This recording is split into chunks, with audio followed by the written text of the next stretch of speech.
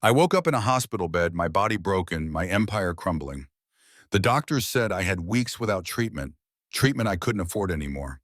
Then I discovered what my wife had done to save me, what she sacrificed, what she became. And I realized saving me was never her plan. Before we dive into this unbelievable story, if you enjoy dramatic tales of betrayal and revenge, smash that like button and subscribe. You won't believe where this goes. Now let me tell you how I discovered the monster sleeping beside me. My name is Nathan Drake, and 3 years ago, I had everything. I'd built a pharmaceutical manufacturing empire from nothing, started in a garage with one patent and turned it into a billion-dollar company. I wasn't born into wealth. Every dollar I made came from 18-hour days, sleepless nights, and believing in myself when nobody else did. And through it all, there was Clarissa. We'd been married for 12 years.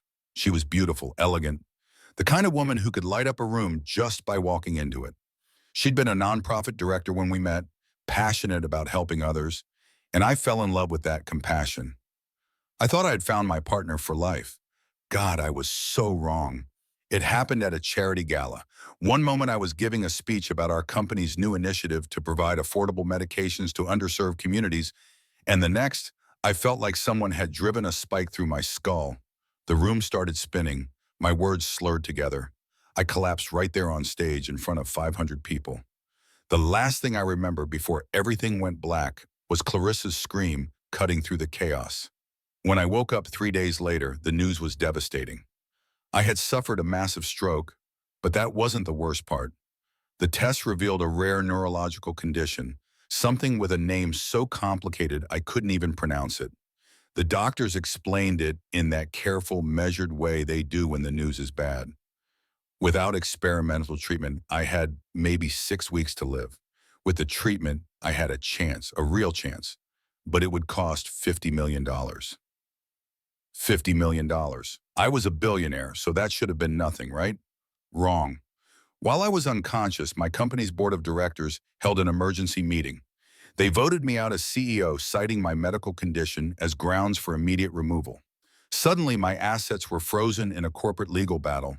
My lawyer said it could take months to sort out, and I didn't have months. My insurance wouldn't cover experimental treatment. I was lying in a hospital bed, watching my life drain away, and there was nothing I could do about it. I've never felt so helpless. I'd built an empire with my bare hands, and now I couldn't even pay to save my own life. The irony wasn't lost on me. Here I was, manufacturing medications that saved thousands of lives, and I couldn't afford the treatment to save my own. At night, I'd lie awake, terrified, not just of dying, but of leaving everything unfinished. I had so much more I wanted to do, to build, to accomplish. Clarissa was there every day.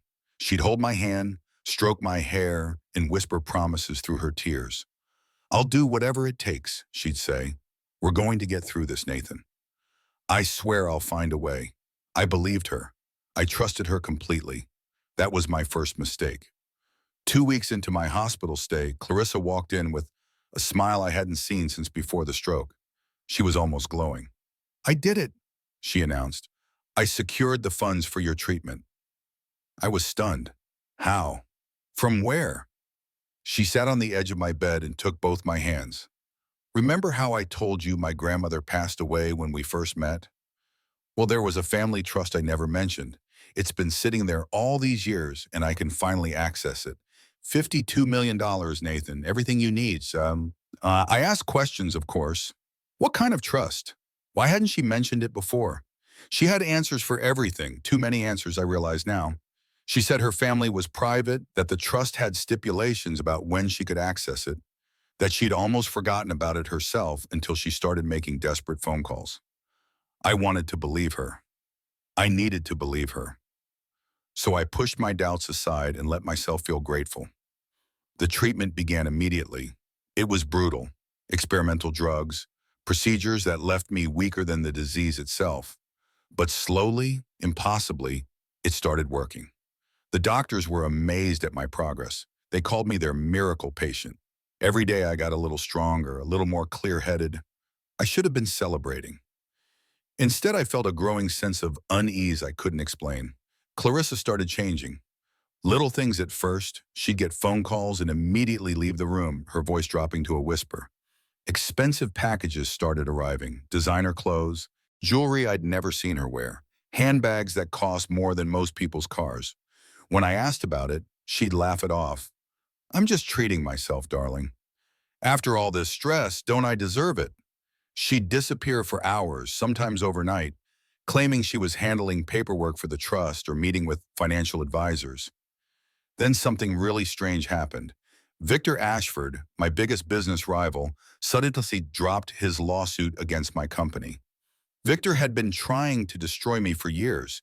He'd even testified against me in the board hearing that got me removed as CEO. Now, out of nowhere, he was backing off? It didn't make sense. Nothing made sense anymore. I was getting stronger physically, but mentally I was unraveling. I'd lie in that hospital bed at night, listening to Clarissa breathe beside me in the guest chair, and I'd feel like I was sleeping next to a stranger. The woman I married wouldn't have secrets. She wouldn't disappear without explanation. She wouldn't suddenly have mystery money and designer clothes while her husband fought for his life. So I did something I never thought I'd do. I called James, my former head of security. James had been with me from the beginning, loyal, discreet, and brilliant at uncovering the truth. I asked him to follow Clarissa for 1 week, just 1 week. Part of me hoped he'd find nothing, that I was just paranoid from the medications and the stress, but deep down I knew. I knew something was terribly wrong. 7 days later, James walked into my hospital room with a manila envelope. His face was gray, and he couldn't meet my eyes. "Mr. Drake," he said quietly, "I'm so sorry." He handed me the envelope and left without another word. Inside were photographs, dozens of them. Clarissa entering a luxury hotel with Victor Ashford. Clarissa laughing over dinner with him, her hand on his arm. Clarissa kissing him in the parking garage. Financial records showing a wire transfer of $52 million from Victor's offshore account to one in Clarissa's name. Legal documents bearing her signature, transferring my proprietary pharmaceutical formulas and 20 years of research to Victor's company. I couldn't breathe. The heart monitor started beeping wildly, and nurses rushed in, but I waved them away. I needed to see all of it. I needed to understand the full scope of what she'd done. She hadn't saved me. She'd sold me. She'd taken everything I'd built, every formula, every patent, every breakthrough I'd worked my entire life to create, and handed it to my worst enemy. The $50 million wasn't from a family trust. It was payment for my destruction. She'd bought my survival by ensuring I'd have nothing to survive for. But there was more. James had included an audio file. I plugged in my headphones with shaking hands and pressed play. It was a conversation between Clarissa and Victor, recorded 2 days earlier. "How much longer?" That was Victor's voice. "The doctors say the treatment's almost complete." Clarissa sounded bored, annoyed even. "Another 3 weeks, maybe 4. And then complications arise. Infections happen in hospitals all the time, Victor, especially in patients with compromised immune systems. It'll be tragic but not suspicious. I play the grieving widow, inherit whatever's left after the legal battles, and we're free." Victor laughed. "You're cold, Clarissa." "I love it." "Cold?" "I'm practical. Nathan's been a useful stepping stone, but it's time to move on. His formulas have already made us richer than he ever was. Why should I spend the rest of my life playing nurse to a has-been?" I listened to that recording 3 times. Each time I felt something inside me harden. The grief, the betrayal, the rage, it all crystallized into something sharp and focused. They thought I was weak. They thought I was dying. They thought I was finished. They were wrong. I had 3 weeks before the final phase of my treatment. 3 weeks of a plan. 3 weeks to make sure that when I struck back, it would destroy them both so completely they'd never recover. But I had to be smart. I had to be patient. I had to make them believe nothing had changed. So I played the dying husband. I thanked Clarissa for saving my life. I held her hand and told her how grateful I was. At night, when she thought I was sleeping, I watched her text Victor, promising him it wouldn't be much longer. Every lie she told, every fake tear she cried, I cataloged it all, and I planned. James became my lifeline. Through him, I secretly contacted my most loyal former employees, people who'd been pushed out when the board took over. I had them gather every piece of evidence we'd need: financial records, corporate communications, security footage, and I had James install hidden cameras throughout my hospital room. Then came the performance of my lifetime. I told Clarissa the doctors were worried that my condition was declining. I asked her to sit with me one evening because I needed to say goodbye, just in case I didn't make it. She came, of course. She held my hand and made all the right sympathetic sounds. "I need you to know," I said, my voice weak and trembling, "that everything I built, everything I am, it's all because of you. You saved me, Clarissa." And that's when she made her mistake. Maybe she felt safe because she thought I was dying. Maybe she just couldn't resist. But she confessed everything. She told me about Victor, about the affair that had been going on for 18 months. She told me how they'd orchestrated the board coup together, how they'd planned it all while lying beside me in our bed. She even laughed about the family trust story. "You believe that so easily, Nathan." It was almost too simple. "What about after?" I whispered. "What happens to me after the treatment?" She squeezed my hand, and her smile was gentle, loving even. "Don't worry about that. I'll make sure you're comfortable. I promise you won't feel any pain." Every word was captured in crystal clear high definition. Every admission, every detail, every heartless laugh. The next morning I told my doctors I was feeling stronger than ever. Because I was. The betrayal hadn't broken me. It had forged me into something harder, something focused. I had work to do. My lawyers, the ones I'd secretly contacted, began filing paperwork: corporate espionage, financial fraud, conspiracy to commit murder. We had everything we needed, but timing was crucial. I waited until the final day of my treatment, when the doctors declared me miraculously recovered, their prized patient who'd beaten impossible odds. That same day the lawsuits were filed. FBI agents raided Victor's office in the hotel suite where he and Clarissa were celebrating their impending success. The looks on their faces when they realized I was alive, healthy, and coming for them, and that almost made everything worth it. But I wasn't done. Remember those formulas Clarissa sold to Victor? The ones he paid $50 million for? They were worthless. Old research, dead ends, formulas I'd abandoned years ago. While I was lying in that hospital bed, supposedly dying, I'd been working on my real breakthrough, the next generation of treatments, 10 times more effective than anything I'd created before. I filed the patents from my hospital room. When the news broke, Victor's company stock crashed. Investors fled. His board voted him out just like my board had voted me out. The irony was poetic. Within a month, his company was bankrupt.